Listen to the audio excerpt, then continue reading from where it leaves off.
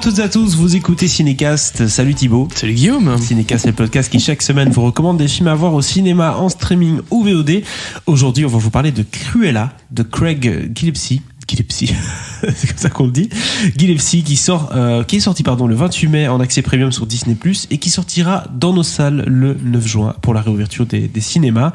Alors c'est un film, comme vous l'avez compris, Cruella d'enfer, qui est basé sur ce personnage-là Disney bien connu, avec Emma Stone, Mark Strong et Emma Thompson, donc un petit casting quand même aux oignons, avec Emma Stone dans le rôle de non pas Cruella mais Estella, puisque c'est The Origin Story, hein. Le but c'est de raconter le tout début de cette diva de la mode londonienne. Ça se passe dans les années 70 en plein mouvement punk rock, ça sent la BO sympa, ça Thibaut, tu nous en parleras. Estella est résolue à se faire un nom dans le milieu de la mode, et en gros elle va avoir une ennemie terriblement chic, horriblement snob, qui s'appelle la baronne von Hellman, qui va lui mettre des bâtons dans les roues, et Estella va se laisser envahir par son côté un peu punk, sombre, dark, vous l'aurez compris, donner naissance à l'impitoyable Cruella, une brillante jeune femme assoiffée de mode et de vengeance. Ça c'est pour le pitch. Faut-il voir Cruella? On vous dit ça juste après un extrait de la bande-annonce. Dès le début, je me suis rendu compte que je voyais le monde différemment des autres. Ce qui déplaisait à certains. Mais je n'étais pas faite pour tout le monde. Et je suppose qu'ils avaient peur que je sois une psychopathe. Alors Thibaut, ça fait plaisir de voir quand même un gros film Disney qui sort comme ça au cinéma le 9 juin pour la réouverture, avec Emma Stone dans le rôle principal. Ça a l'air d'être taillé pour elle, ce genre de truc, hein. Cruella avec un costume complètement barré et avec des mimiques et tout, parce qu'elle aime bien faire un peu la déjantée. Donc je pense que on s'est pas trompé, peut-être sans doute sur le casting. Et cette origin story, qu'est-ce que tu en as pensé? Écoute, j'ai trouvé ça plutôt bon dans l'ensemble. J'étais assez surpris, je m'attendais pas à un truc aussi punchy, aussi punk. Et effectivement, comme tu le dis si bien, ça va plutôt bien à Emma Stone, mais je reviendrai sur le casting un peu après. J'ai trouvé que c'était vraiment une bonne origin story, mais le bémol principal que j'ai par rapport à ça, c'est que en vrai, ça pourrait être n'importe quel autre personnage que Cruella. Le film fonctionnerait aussi bien, quoi. Bah oui. Si en vrai, tu découvres la raison pour laquelle elle en veut aux Dalmatiens, etc. Mais quel enjeu, quand même. Bah, en vrai, c'est important, mais j'ai trouvé ça assez minime, voire même mineur. Donc voilà, c'est pas pour moi, c'est pas l'élément le plus important du film. Et donc du coup, c'est juste un poil dommage, parce qu'il n'y a pas vraiment de plus-value au fait que ce soit le personnage de Cruella. Par contre, il y a quand même il y a plein de choses qui ont été développées autour du personnage et qui sont intéressantes, quoi. Bah, on parle notamment de la baronne, hein, Van Hellman, qui est l'autre Emma du casting, Emma Thompson. Ça sent le clash haut en couleur, puisqu'Emma Thompson aussi, elle est assez adepte des personnages un peu loufoques. Ouais. Ben oui, en fait, elles se retrouvent dans un clash de créatrices de mode. Parce que voilà, il se fait que le personnage d'Estella va découvrir des choses sur la baronne qui font qu'elle va vouloir s'en prendre à elle. Voilà. J'ai cru que t'allais dire s'en prendre au Dalmatien. Mais non. Bah, c'est lié, cela dit. Bien sûr. Mais oui, du coup, on a un beau duel, un beau face-à-face très haut en couleur, parce que ce milieu de la mode, ça se prête bien au personnage, finalement, parce que c'est vrai que voilà, Cruella est toujours assez bien fringuée. Enfin bon, ça fait très vieillot. Oui, bien sûr. Pour nos goûts actuels. Mais elle est plutôt bien fringuée. Et voilà, ils ont un peu dépoussiéré le truc avec le côté Londres, les années punk. Ouais. Voilà, donc ça fonctionne bien. Et oui, il y a plein de bonnes choses autour de cette origin story et de ces personnages qui sont assez sympas à suivre. Donc ça donne plutôt un bon film. Il y a quelque chose qu'il faut quand même dire, c'est Craig Gillespie, qui est à la réalisation, qui quand même Et Monsieur Aitonia, enfin qui s'est fait vachement remarquer ces derniers temps en faisant des films.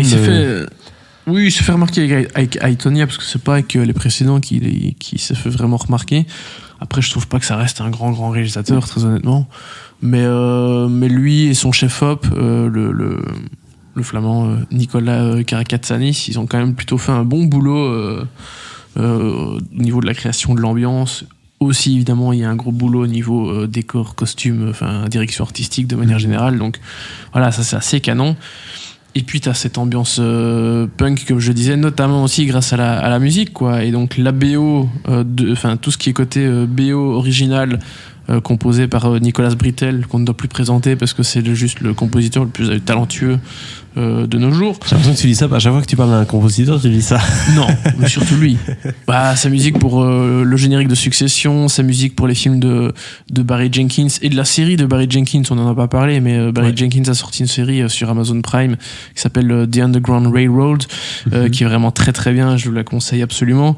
Mais Nicolas Britell, c'est aussi les musiques des derniers films d'Adam McKay, Vice, enfin voilà, je vais pas tout citer, mais ce qu'il fait, c'est canon. Mais bon, il y a évidemment plein d'autres morceaux de groupes hyper connus, Supertramp, les Rolling Stones, Led Zepp, les Animals, The Doors.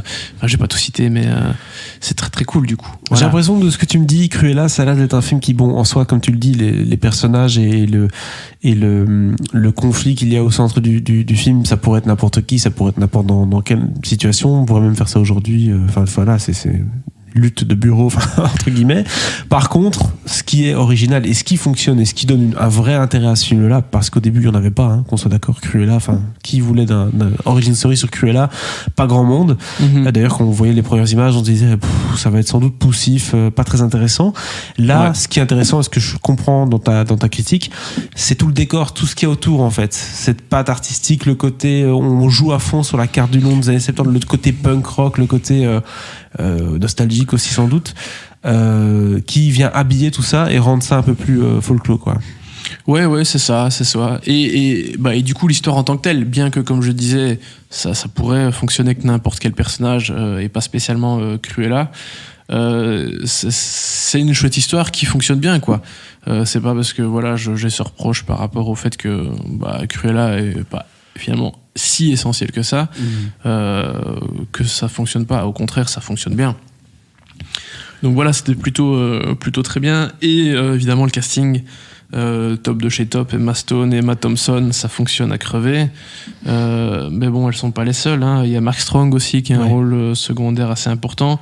Et puis il y a Joel Fry et Paul Walter Hauser qui accumulent ces dernières années, qui font évidemment les célèbres Jasper et Horace. Et ça cartonne. Voilà, donc vraiment très chouette casting que j'ai beaucoup aimé. Et dans l'ensemble, j'ai vraiment bien aimé le film, quoi. Donc j'en attendais absolument rien de chez rien du tout. Et non, bonne surprise. Voilà. Bah, écoute, super. Donc si tu devais attribuer une note sur 5, Thibaut? 3 étoiles. 3 étoiles quand même pour Cruella, donc c'est quand même un beau petit retour en salle ou sur votre divan, puisqu'il est disponible sur Disney+. Il faudra juste rallonger un petit peu quand même, parce que c'est le truc premium. Ouais. C'est pas le cas en France, par contre, je pense pas qu'il soit dispo en accès premium. Ah, mais pas dispo du tout ou... Je pense que non. Ah, ok, d'accord. Donc c'est chrono des médias, c'est bien. Exactement. Et surtout, les Français, non, ils veulent pas payer. Nous non plus, en soi, on n'a pas envie de payer non, plus. Moi non plus, bien sûr. Mais bon, voilà, ils l'ont jamais fait jusqu'à présent avec les films Disney+. Ouais. Nous, ils ont commencé à le faire avec Raya, qui du coup maintenant va être disponible début juin, accessible à tout le monde. Et ça, du coup, c'est pareil en France. Le film va être disponible, ou voire peut-être qu'il sort en salle en France. Je sais pas, on verra bien. On va pas s'avancer là-dessus. Voilà en tout cas qui conclut cet épisode consacré à Cruella. N'hésitez pas à partager votre avis sur ce film dans les commentaires si vous l'avez déjà vu. Et si c'est pas déjà fait, à vous abonner également au podcast sur la plateforme de votre choix. À très bientôt pour de nouvelles recommandations.